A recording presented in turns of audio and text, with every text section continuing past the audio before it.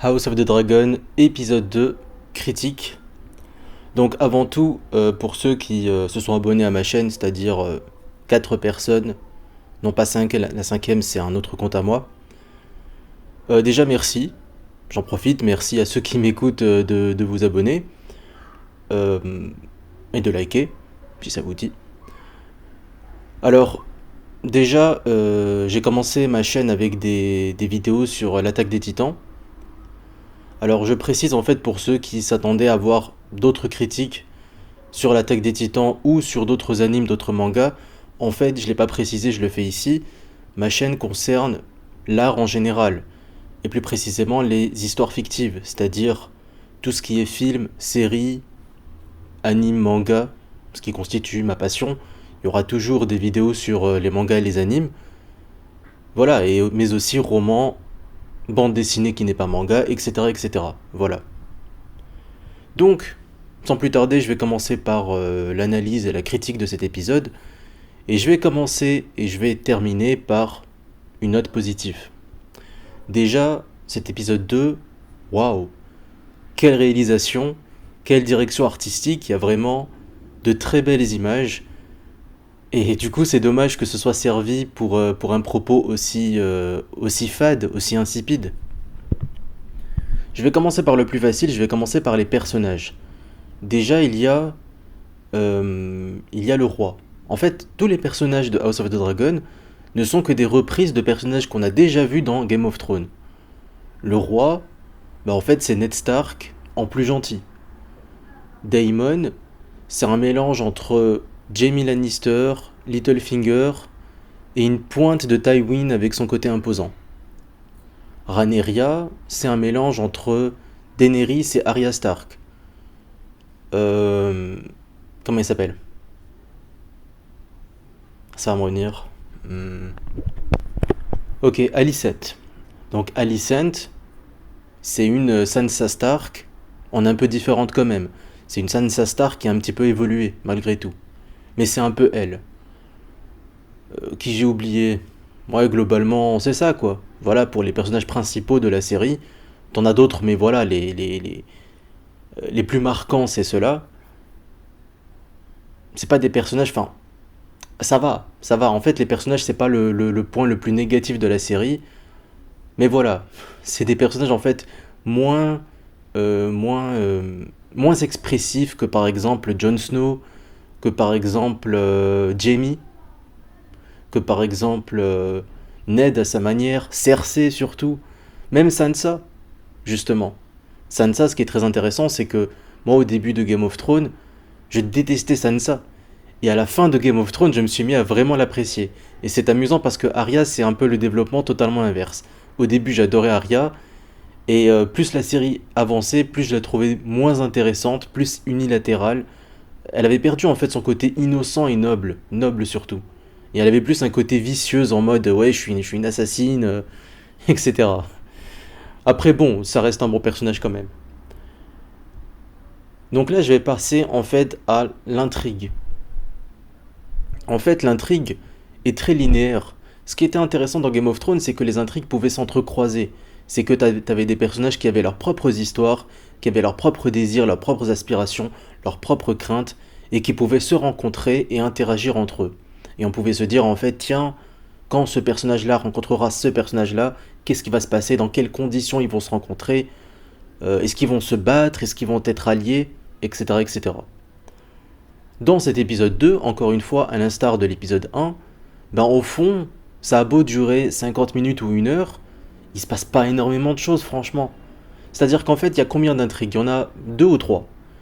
T'as l'intrigue de Rhaenyra, donc la question de savoir en fait comment est-ce que ce personnage qui est un personnage féminin euh, va en fait s'imposer dans ce monde rempli d'hommes, quelle place elle va réussir à avoir. Voilà, on sent que ce personnage est rempli de désirs et rempli d'aspirations. Donc voilà, il y a cette intrigue-là. De quel sera son devenir? Est-ce qu'elle va réussir à prendre le pouvoir, etc., etc. Et tu as l'intrigue du roi et de sa cour.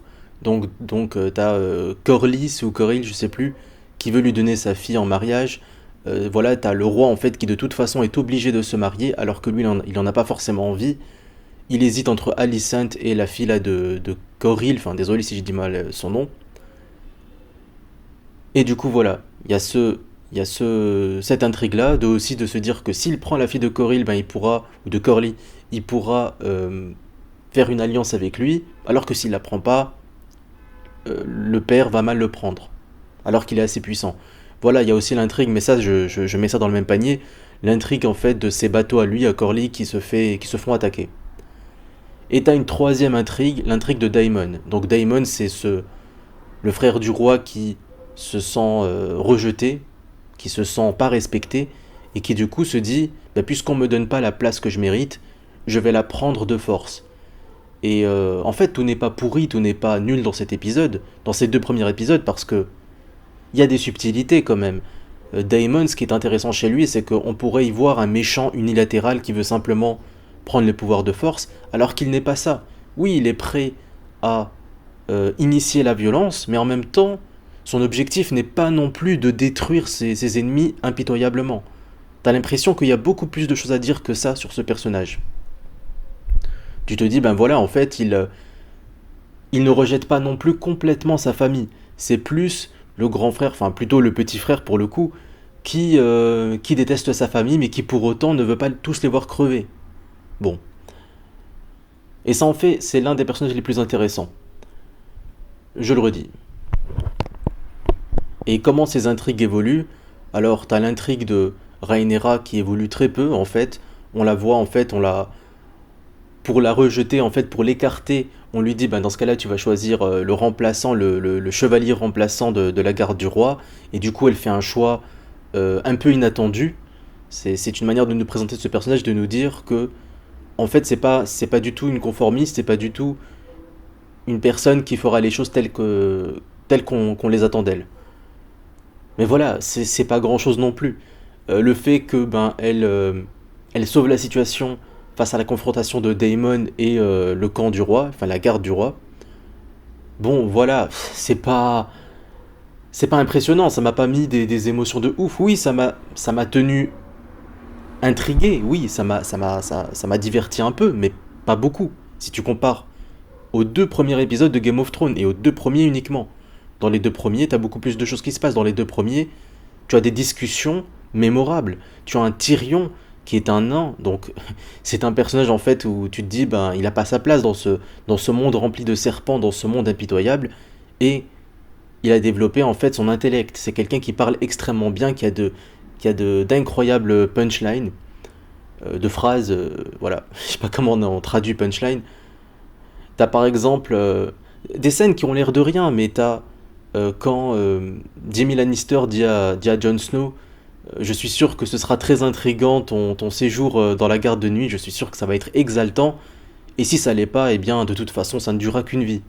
Voilà, il se fout de sa gueule en fait à sa manière. Et t'as aussi le moment où Jon Snow rencontre, enfin, va dire ses adieux à Bran qui justement qui a chuté dans l'épisode 1. Et t'as Catelyn en fait qui est totalement effondrée. Donc on te montre en fait l'amour d'une mère. Et t'as déjà que Catelyn n'aime pas Jon Snow, mais en plus les mots que dit Jon Snow pour dire adieu à son frère adoptif remuent le couteau dans la plaie dans le cœur de Catelyn. Et c'est pour ça qu'elle lui dit j'ai envie que tu partes maintenant. Et ça c'est vraiment touchant, c'est vraiment poignant parce que à la fois les mots de Jon Snow sont faits pour être très symboliques, pour marquer son attirance, son affection plutôt pour son frère, mais à la fois, en fait, forcément, en tant que mère, eh bien, elle se rend compte que la vie de son fils ne sera plus comme avant. Dans les deux premiers épisodes de Game of Thrones, tu as Daenerys qui est une fille frêle, innocente à la base, qui est gentille par rapport à son frère qui est méchant, et voilà, c'est une petite fille qui en fait doit faire sa place dans un monde de brutes, qui doit trouver sa place dans un monde de brutes, et au lieu de se lamenter sur son sort, au lieu de se dire, bah en fait, enfin c'est pas une esclave, mais on s'est compris, au lieu de dire, bah en fait je suis emprisonnée, du coup je n'ai pas choisi ma vie, du coup je suis à plaindre, elle se dit, malgré le fait que je n'ai pas voulu de cette vie, eh bien je vais m'y adapter, je vais y faire ma place. Voilà, il y a quelque chose qui est raconté là-dedans. Il y a des choses qui sont racontées dans les 2 premiers épisodes de Game of Thrones. Dans les 2 premiers épisodes de House of the Dragon, très peu de choses sont racontées, je trouve. Je continue pour les intrigues. Tu as le roi qui doit trouver une épouse. Et, euh, et voilà, bon, on est dans les feux de l'amour en fait. C'est pas le problème qu'il doit trouver une épouse. Bien sûr, dans Game of Thrones, il y avait énormément d'intrigues, sentimentaux et tout. Mais c'est qu'il n'y a que ça. C'est que ça, c'est vraiment l'un des piliers centraux de l'épisode. Et euh, en fait, la scène où t'as le roi avec la petite fille, la vraiment très très petite fille pour le coup, la fille de Coril, ou de Corley, bah, c'est le seul aspect intéressant de l'épisode en fait. Le côté en fait dégoûtant, gênant, perturbant de la scène, et d'ailleurs je pense vraiment qu'ils ont pris exprès une fille qui paraît beaucoup moins que 12 ans pour vraiment appuyer sur le côté enfant, et bien c'est ça en fait qui c'est comme de voir une scène de violence. Quand tu vois une scène de violence et que ça t'impressionne, c'est pas parce que tu aimes voir de la violence, pas parce que tu aimes voir du sang et que tu aimerais que dans ton entourage les gens meurent. C'est pas ça. C'est une sorte d'admiration morbide. Bah là c'est un peu pareil, c'est que tu te dis mais moi j'ai vu ça, moi ça m'a perturbé, je me suis dit mais qu'est-ce que ça veut dire là. T'as, t'as plus envie de lui dire à la fille ben viens on va au parc d'attractions, voilà je t'achète une glace, voilà après je te ramène à tes parents. Tu te dis le roi a un rendez-vous amoureux avec une enfant là comme ça, c'est très bizarre. Et justement, le côté bizarre, ben, ça nous sort de notre quotidien, ça nous sort de l'ordinaire justement. C'est ce côté totalement pédophile, mais subi également par le roi, parce que ce n'est pas non plus le roi qui a choisi ça.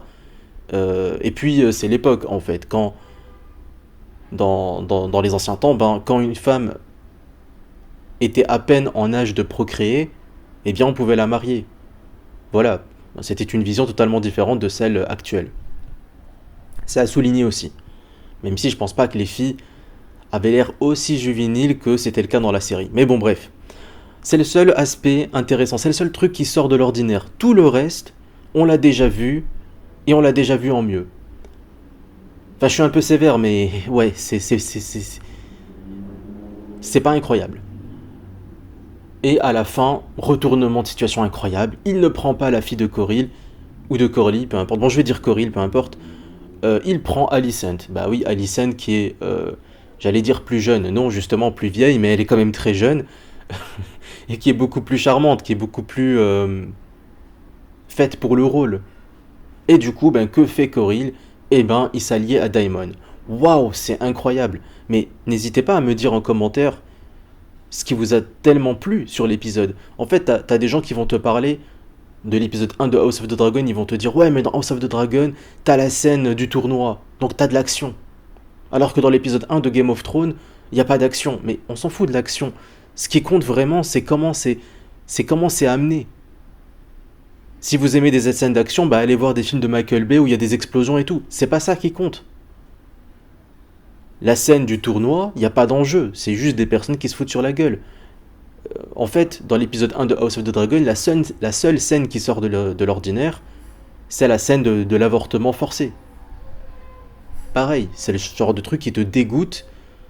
Comme je le disais dans la vidéo précédente, c'est de l'anti-Game of Thrones parce que normalement dans Game of Thrones la violence est esthétisée, or là elle est dégueulasse, mais au moins ça nous montre quelque chose d'inhabituel. Et t'as la troisième intrigue de Daemon qui se met avec une prostituée. Alors pareil, hein, les prostituées, il y en a eu dans Game of Thrones des personnages exactement comme ça, notamment euh, l'intrigue amoureuse de Tyrion en fait, lorsqu'il s'était mis avec la prostituée là, si vous vous souvenez. Voilà, c'est un peu pareil. Et ouais, bon, en fait j'ai rien à dire là-dessus. Hein. Daemon, c'est un personnage, enfin c'est un bon personnage, mais il se passe pas grand-chose quoi. T'as l'impression d'avoir affaire à un petit cousin délaissé qui est vexé et qui veut s'imposer quoi. C'est tout. Pas grand-chose n'est montré dans cet épisode, encore une fois. Je vais quand même terminer sur un aspect positif de l'épisode, enfin de l'épisode, pas de l'épisode justement, de House of the Dragon. C'est que moi, à partir de maintenant, je m'en fous d'être spoilé. Au contraire, j'ai envie de découvrir la suite, et La bande-annonce que j'ai vue de l'épisode 3 de House of the Dragon, alors je ne vous dis rien, mais il va se passer des choses. Voilà, il va se passer de nouveaux événements. Et ça, c'est positif. Ça veut dire qu'au lieu de te baser sur les événements qui se sont déjà passés et de les développer, tu vas en ramener de nouveaux. Comme ça, ben, ça complexifie l'histoire. Donc ça, c'est très bien. Et j'ai bien compris que d'un épisode à l'autre, il y a du temps qui se passe, en fait. Parce que justement, House of the Dragon, je pense pas qu'il faut le comparer directement à Game of Thrones. Oui, c'est moins intéressant que Game of Thrones, mais ce n'est pas grave parce que House of the Dragon, ça vient du livre Fire and Blood, et d'ailleurs, ils ne vont même pas, apparemment, ils vont même pas adapter l'intégralité du livre. En fait, il faut voir plus l'aspect mythologique. C'est simplement, House of the Dragon n'est simplement qu'un complément de l'univers de Game of Thrones. Mais ça aurait pu être mieux fait si on t'aurait montré en fait une autre facette de l'univers. On t'aurait montré les Targaryens et on te l'aurait montré d'un point de vue et d'une manière totalement différente de comment on l'a fait dans Game of Thrones. Parce que c'est ça l'intérêt de voir des choses qui se sont passées dans le passé. C'est te dire, ah ben tiens, c'était tellement différent, ah ben tiens, j'aurais jamais cru que les choses se faisaient comme ça. Voilà, si t'avais montré par exemple des décors un peu différents, tout en montrant le même endroit, c'est ça qui est intéressant, c'est de te montrer le même endroit, mais de te dire, tiens, mais la peinture était totalement différente. Tiens, mais ces personnes-là, ils avaient des mœurs complètement différentes, une manière de parler totalement différente, une mentalité totalement différente. Là, non. Là, t'as l'impression que c'est simplement une extension de ce qu'on a déjà vu dans Game of Thrones. C'est des gens qui réfléchissent à peu près de la même façon qu'ils le faisaient dans Game of Thrones. À part que dans Game of Thrones, ça bougeait beaucoup plus, il y avait beaucoup plus d'action. Et quand je parle d'action, je parle pas de combat encore une fois. Je parle d'action dramatique, je parle d'événements, de retournements de situation. Voilà. Donc, je ne vous dis pas à une prochaine pour House of the Dragon parce que je ne suis pas sûr de faire une critique et une analyse sur l'épisode 3, ni sur le 4. Peut-être en ferai-je une à la fin de la saison. Je ne sais pas, je ne promets rien. Mais en tout cas, je vous dis que je vous promets, enfin, en fait, j'aime pas me promettre. Donc en fait, je ne vous promets pas, pardon, je ne vous promets pas, mais j'annonce que il y aura prochainement des vidéos sur, voilà, des mangas, notamment l'Attaque des Titans. Pour l'Attaque des Titans, c'est pas sûr que ça vienne prochainement. Là, par contre, non. Je pense que j'attendrai la sortie de la partie 3 de la saison 4. Mais je vais parler tout simplement d'autres mangas. Et moi, je n'ai pas de souci de parler d'un manga ancien ou qui a déjà été abordé maintes fois. Ça me dérange pas. Je m'en fous de savoir que je suis pas original en parlant de tel ou tel manga. Voilà. N'hésitez pas dans les commentaires à me suggérer euh, des sujets que vous aimeriez que je traite, que ce soit des mangas, des animés. Si je les ai pas vus ou pas lus, je vous le dirai. Voilà, ou des films ou des séries que j'ai vus ou lus. Moi, je suis sans filtre, hein. Si j'ai pas aimé le film que je trouve que c'est de la merde, je vous dirai, ah non, moi je regarde pas ça, moi ça c'est nul. Parce que parfois je suis un peu difficile. Enfin bref, écoutez, je vous dis en tout cas à une prochaine vidéo, je vous remercie de votre écoute et je vous dis, bah je l'ai déjà dit, à une prochaine vidéo, voilà. Salut, ciao.